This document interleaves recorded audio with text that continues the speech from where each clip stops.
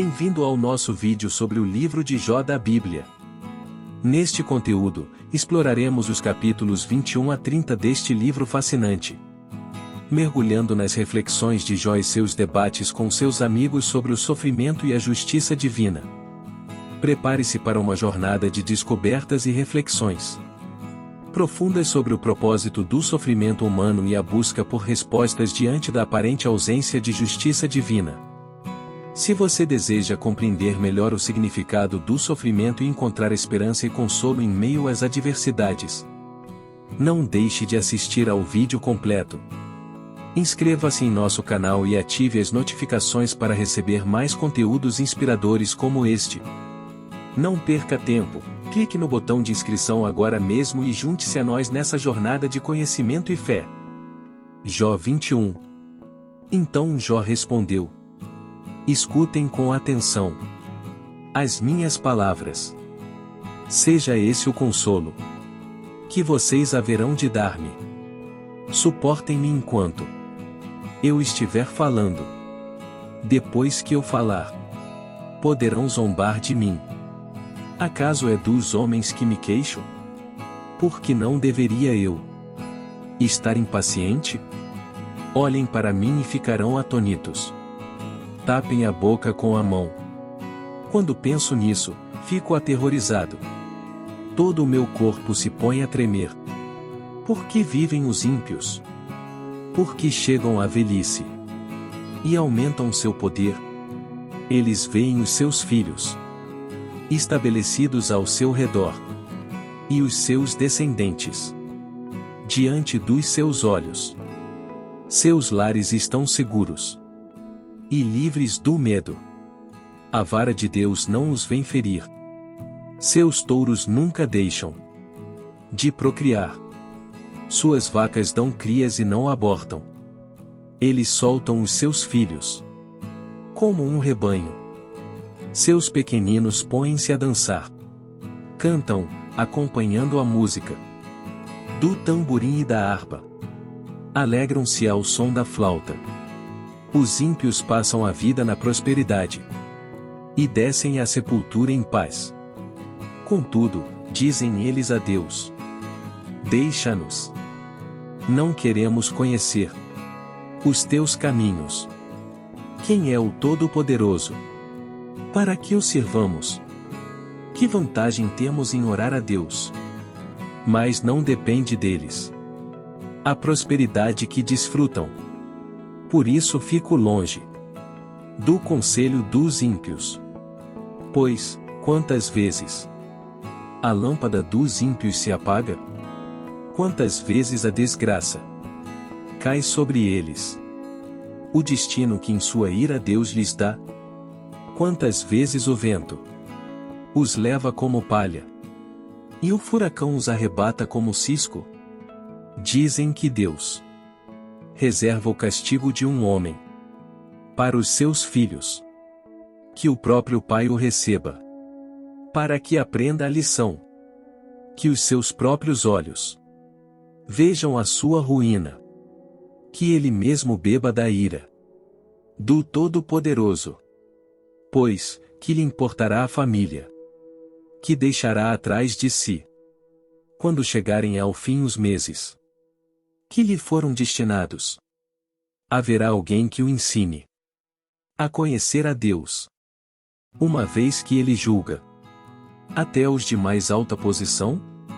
Um homem morre em pleno vigor, quando se sentia bem e seguro, tendo o corpo bem nutrido e os ossos cheios de tutano. Já outro morre, tendo a alma amargurada, sem nada ter desfrutado. Um e outro jazem no pó, ambos cobertos de vermes. Sei muito bem o que vocês estão pensando. As suas conspirações contra mim. Onde está agora a casa do grande homem, vocês perguntam? Onde a tenda dos ímpios? Vocês nunca fizeram perguntas aos que viajam? Não deram atenção ao que eles contam? Pois eles dizem que o mal é poupado da calamidade, e que do dia da ira recebe livramento. Quem o acusa, lançando em rosto a sua conduta? Quem lhe retribui o mal que fez? Pois o levam para o túmulo e vigiam a sua sepultura. Para ele é macio o terreno do vale. Todos o seguem, e uma multidão incontável o precede. Por isso, como podem vocês consolar-me com esses absurdos? O que sobra das suas respostas é pura falsidade. Jó 22. Ele faz. Então, ele faz, de Temã, respondeu: pode alguém ser útil a Deus? Mesmo um sábio pode ser-lhe de algum proveito? Que prazer você daria ao Todo-Poderoso se você fosse justo? Que é que ele ganharia se os seus caminhos fossem irrepreensíveis? É por sua piedade que ele o repreende e faz acusações a você. Não é grande a sua maldade? Não são infindos os seus pecados? Sem motivo você exigia penhores dos seus irmãos. Você despojava das roupas os que quase nenhuma tinham. Você não deu água ao sedento e reteve a comida do faminto. Sendo você poderoso, dono de terras, e delas vivendo, e honrado diante de todos, você mandou embora de mãos vazias as viúvas e quebrou a força dos órfãos. Por isso está cercado de armadilhas, e o perigo repentino o apavora. Também por isso você se vê envolto em escuridão que o cega, e o cobrem as águas, em tremenda inundação. Não está Deus nas alturas dos céus? E em que altura estão as estrelas mais distantes? Contudo, você diz: o que sabe Deus? Poderá julgar através de tão grande escuridão? Nuvens espessas o cobrem, e ele não pode ver-nos. Quando percorre a abóbada dos céus, você vai continuar no velho caminho que os perversos palmilharam. Estes foram levados antes da hora. Seus alicerces foram arrastados por uma enchente. Eles disseram a Deus: e deixa-nos. O que o Todo-Poderoso poderá fazer conosco? Contudo, foi ele que encheu de bens as casas deles. Por isso fico longe do conselho dos ímpios. Os justos veem a ruína deles e se regozijam. Os inocentes zombam deles, dizendo: certo é que os nossos inimigos foram destruídos, e o fogo devorou a sua riqueza. Sujeite-se a Deus. Fique em paz com Ele, e a prosperidade virá a você. Aceite a instrução que vem da sua boca, e ponha no coração as suas palavras. Se você voltar para o Todo-Poderoso, voltará ao seu lugar. Se afastar da sua tenda a injustiça, lançar ao pó as suas pepitas, o seu ouro puro de Ofir, as rochas dos vales. O Todo-Poderoso será o seu ouro. Será para você prata seleta. É certo que você achará prazer no Todo-Poderoso, e erguerá o rosto para Deus. A Ele orará, e Ele o ouvirá. E você cumprirá os seus votos. O que você decidir se fará, e a luz brilhará em seus caminhos. Quando os homens forem humilhados, e você disser: levanta-os, Ele salvará o abatido. Livrará até o que não é inocente, que será liberto graças à pureza que há em você, nas suas mãos. Jó 23. Então Jó respondeu: até agora me queixo com amargura. A mão dele é pesada, a despeito de meu gemido. Se tão somente eu soubesse Onde encontrá-lo e como ir à sua habitação? Eu lhe apresentaria a minha causa. E encheria a minha boca de argumentos. Estudaria o que ele me respondesse. E analisaria o que me dissesse.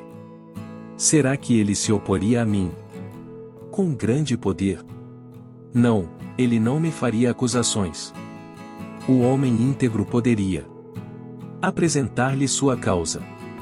Eu seria liberto para sempre de quem me julga. Mas, se vou para o Oriente, lá ele não está. Se vou para o Ocidente, não o encontro.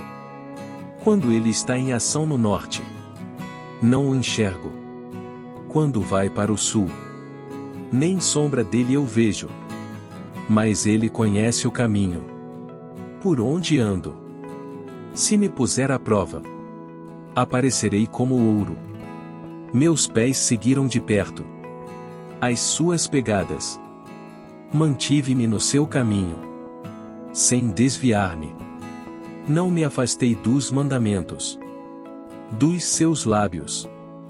Dei mais valor às palavras de sua boca do que ao meu pão de cada dia. Mas ele é ele. Quem poderá fazer-lhe oposição? Ele faz o que quer.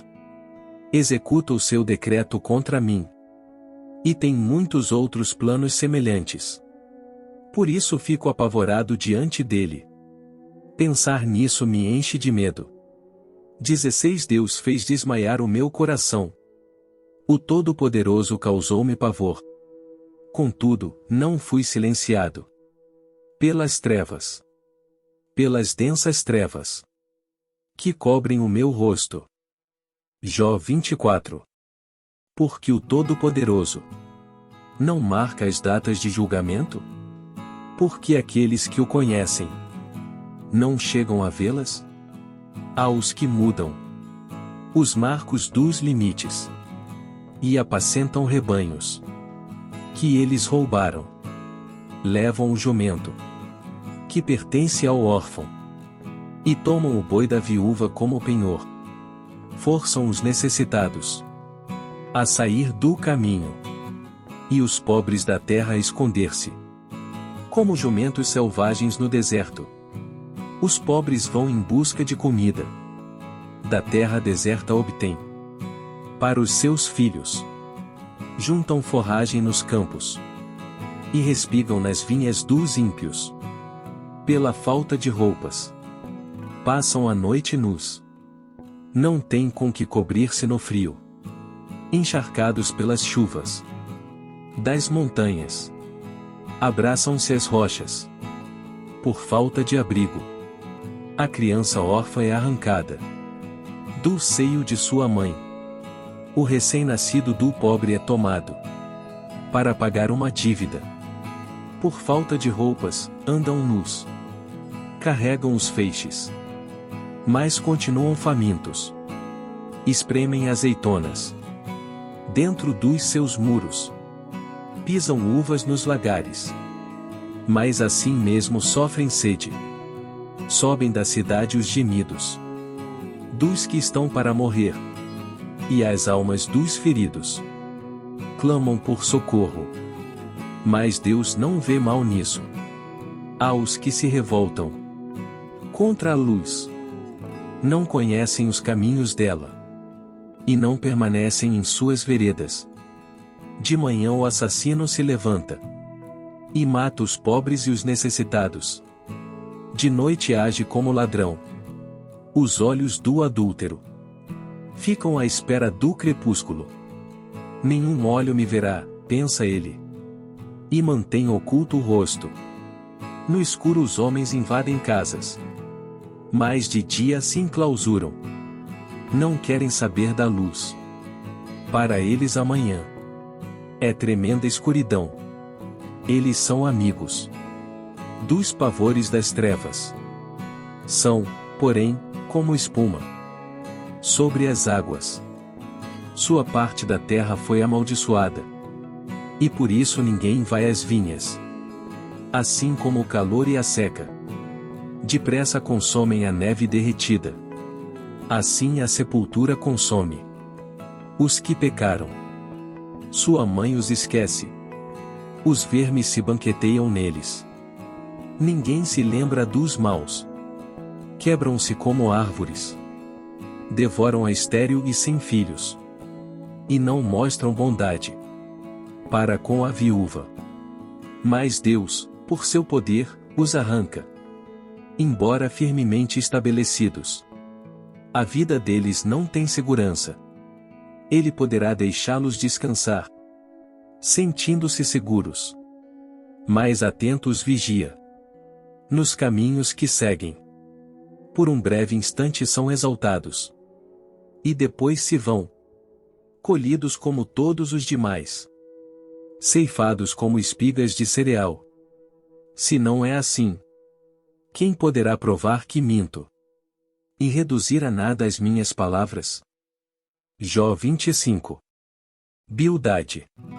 Então Bildade, de Suá, respondeu: o domínio e o temor pertencem a Deus.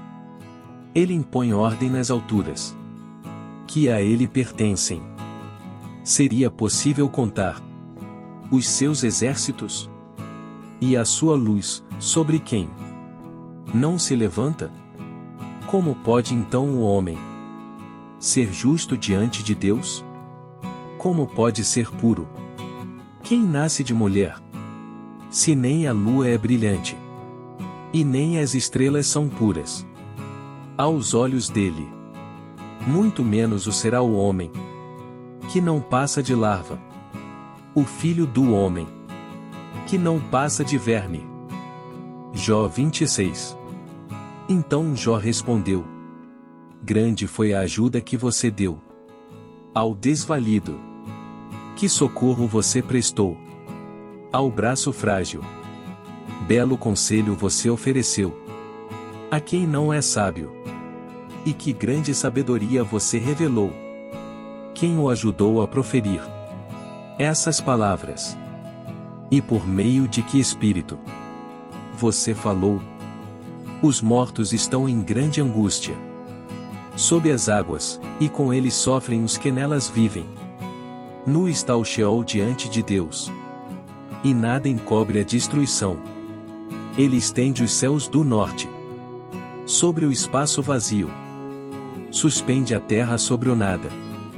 Envolve as águas em suas nuvens, e estas não se rompem sob o peso delas. Ele cobre a face da lua cheia, estendendo sobre ela as suas nuvens. Traça o horizonte sobre a superfície das águas, para servir de limite entre a luz e as trevas.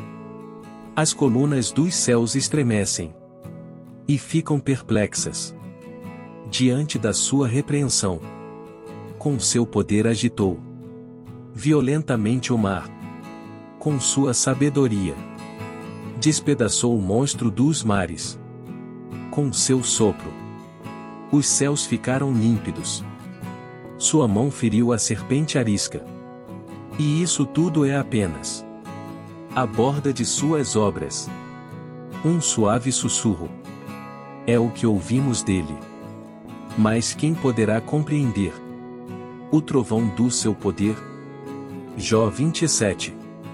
E Jó prosseguiu em seu discurso: pelo Deus vivo, que me negou justiça, pelo Todo-Poderoso, que deu amargura à minha alma, enquanto eu tiver vida em mim, o sopro de Deus em minhas narinas, meus lábios não falarão maldade, e minha língua não proferirá nada que seja falso.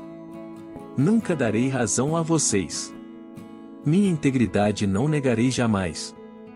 Até a morte manterei minha retidão, e nunca deixarei. Enquanto eu viver, a minha consciência não me repreenderá. Sejam os meus inimigos como os ímpios, e os meus adversários como os injustos. Pois, qual é a esperança do ímpio quando é eliminado? Quando Deus lhe tira a vida, ouvirá Deus o seu clamor? Quando vier sobre ele a aflição, 10 terá ele prazer no Todo-Poderoso? Chamará a Deus a cada instante? Eu os instruirei sobre o poder de Deus. Não esconderei de vocês os caminhos do Todo-Poderoso, pois a verdade é que todos vocês já viram isso. Então por que essa conversa sem sentido? Este é o destino que Deus determinou para o ímpio, a herança que o mal recebe do Todo-Poderoso. Por mais filhos que o ímpio tenha, o destino deles é a espada. Sua prole jamais terá comida suficiente. A epidemia sepultará aqueles que lhe sobreviverem, e as suas viúvas não chorarão por eles. Ainda que ele acumule prata como pó, e amontoe roupas como barro, o que ele armazenar ficará para os justos, e os inocentes dividirão sua prata. A casa que ele constrói é como casulo de traça, como cabana feita pela sentinela. Rico ele se deita, mas nunca mais o será. Quando abre os olhos, tudo se foi.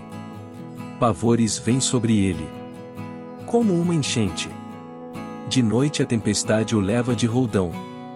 O vento oriental o leva, e ele desaparece. Arranca-o do seu lugar.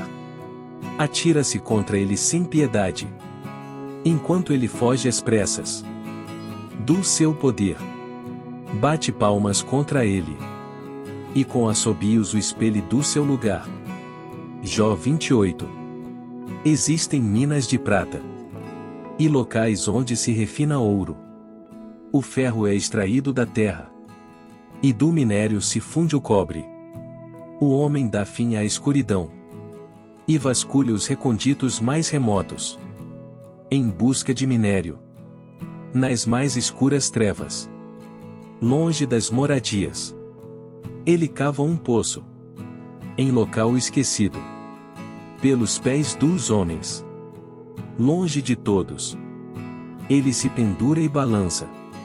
A terra, da qual vem o alimento, é revolvida embaixo, como que pelo fogo. Das suas rochas saem safiras, e seu pó contém pepitas de ouro.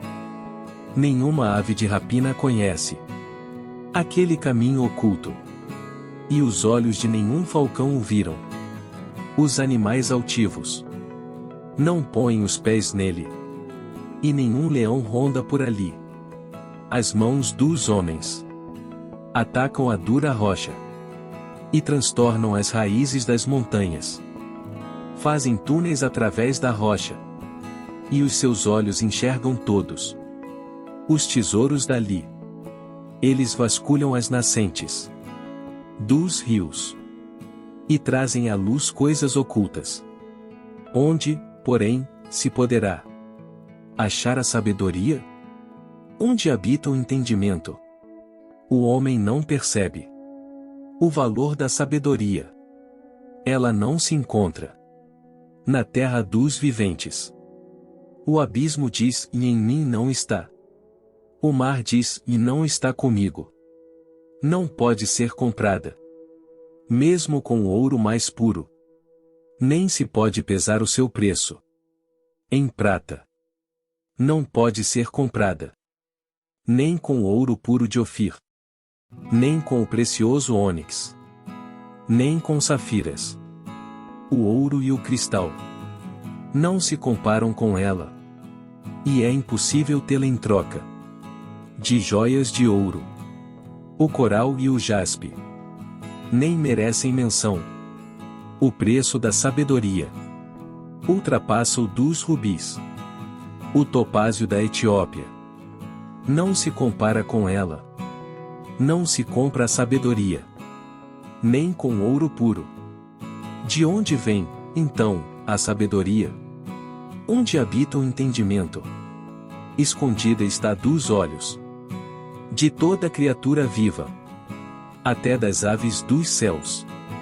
A destruição e a morte dizem: aos nossos ouvidos só chegou um leve rumor dela. Deus conhece o caminho. Só Ele sabe onde ela habita. Pois Ele enxerga os confins da terra. E vê tudo o que há debaixo dos céus.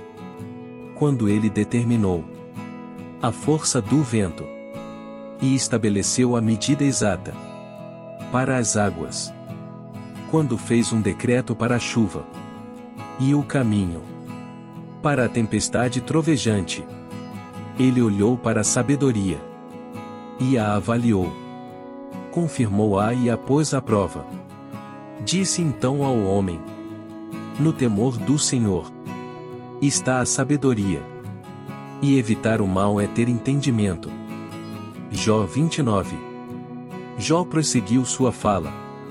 Como tenho saudade dos meses que se passaram, dos dias em que Deus cuidava de mim, quando a sua lâmpada brilhava sobre a minha cabeça, e por sua luz eu caminhava em meio às trevas. Como tenho saudade dos dias do meu vigor, quando a amizade de Deus abençoava a minha casa, quando o Todo-Poderoso ainda estava comigo, e meus filhos estavam ao meu redor, quando as minhas veredas se embebiam em nata, e a rocha me despejava torrentes de azeite, quando eu ia à porta da cidade e tomava assento na praça pública. 8 Quando, ao me verem, os jovens saíam do caminho, e os idosos ficavam em pé. Os líderes se abstinham de falar, e com a mão cobriam a boca. As vozes dos nobres silenciavam, e suas línguas colavam-se ao céu da boca. Todos os que me ouviam falavam bem de mim, e quem me via me elogiava, pois eu socorria o pobre que clamava por ajuda, e o órfão que não tinha quem o ajudasse. O que estava à beira da morte me abençoava, e eu fazia regozijar-se o coração da viúva. A retidão era a minha roupa, a justiça era o meu manto e o meu turbante. Eu era os olhos do cego e os pés do aleijado. Eu era o pai dos necessitados, e me interessava pela defesa de desconhecidos. Eu quebrava as presas dos ímpios, e dos seus dentes arrancava as suas vítimas. Eu pensava: morrerei em casa, e os meus dias serão numerosos como os grãos de areia. Minhas raízes chegarão até as águas, e o orvalho passará a noite nos meus ramos. Minha glória se renovará em mim, e novo será o meu arco em minha mão. Os homens me escutavam em ansiosa expectativa, aguardando em silêncio o meu conselho. Depois que eu falava, eles nada diziam. Minhas palavras caíam suavemente em seus ouvidos. Esperavam por mim, como quem espera por uma chuvarada, e bebiam minhas palavras, como quem bebe a chuva da primavera. Quando eu lhes sorria, mal acreditavam. A luz do meu rosto lhes era preciosa. Era eu que escolhia o caminho para eles, e me assentava como seu líder. Instalava-me como um rei no meio das suas tropas. Eu era como um consolador dos que choram. Jó 30. Mas agora eles zombam de mim, homens mais jovens que eu, homens cujos pais eu teria rejeitado, não lhes permitindo sequer estar com os cães de guarda do rebanho. De que me serviria a força de suas mãos, já que desapareceu o seu vigor? Desfigurados de tanta necessidade e fome, perambulavam pela terra ressequida, em sombrios e devastados desertos, nos campos de mato rasteiro. Colhiam ervas. E a raiz da giesta era a sua comida. Da companhia dos amigos. Foram expulsos aos gritos. Como se fossem ladrões. Foram forçados a morar nos leitos secos dos rios. Entre as rochas e nos buracos da terra. Rugiam entre os arbustos. E se encolhiam sob a vegetação. Prole desprezível e sem nome. Foram expulsos da terra. E agora os filhos deles zombam de mim com suas canções. Tornei-me um provérbio entre eles. Eles me detestam e se mantêm à distância.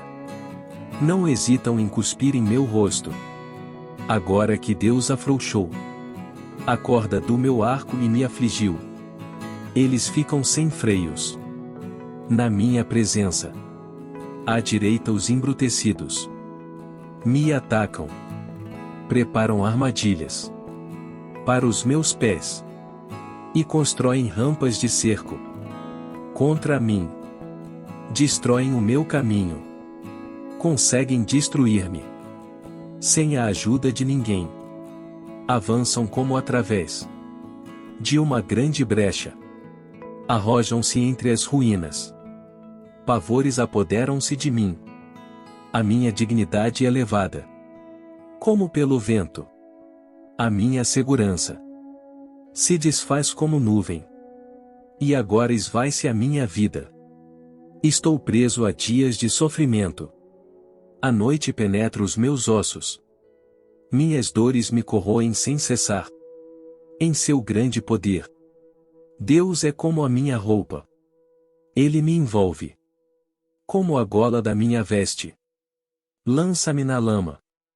E sou reduzido a pó e cinza. Clamo a ti, ó Deus. Mas não me respondes. Fico em pé, mas apenas olhas para mim. 21 Contra mim te voltas com dureza. E me atacas com a força de tua mão. Tu me apanhas. E me levas contra o vento. E me jogas de um lado a outro. Na tempestade. Sei que me farás descer até a morte. Ao lugar destinado a todos os viventes. A verdade é que ninguém dá a mão ao homem arruinado. Quando este, em sua aflição, grita por socorro.